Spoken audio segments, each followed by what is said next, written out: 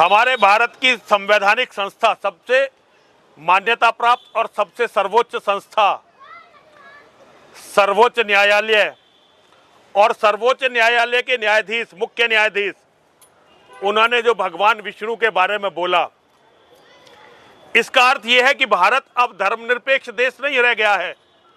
भारत अब सनातन मान्यताओं का विरोधी देश बन चुका है।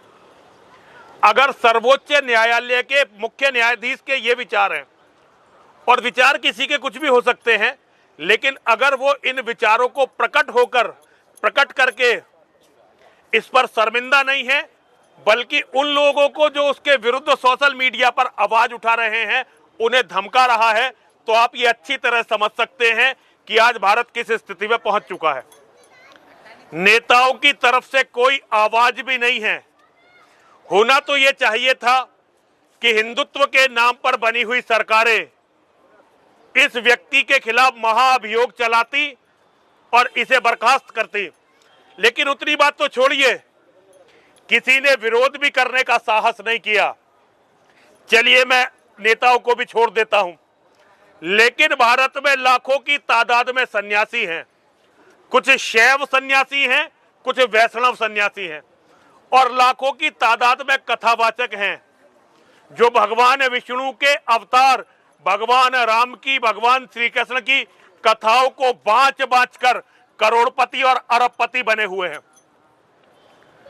मैं उन सभी के चरणों में अनुरोध करता हूं, भगवान का ये अपमान, वो भी मुख्य न्यायाधीश के द्वारा, आप लोग इसे सहन कैसे कर रहे हैं?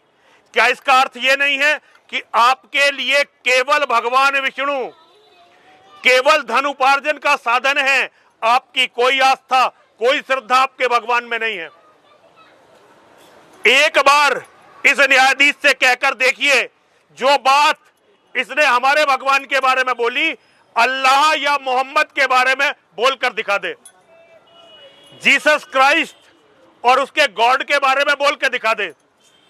हमारे ही भाई हैं, सगे भाई, सिखों के गुरु के बारे में बोल के दिखा दे। इस देश में केवल हम हैं जिनकी मान्यताओं को कुचला भी जा सकता है, तोड़ा भी जा सकता है, अपमानित भी किया जा सकता है। मैं और किसी से कोई शिकायत नहीं कर रहा।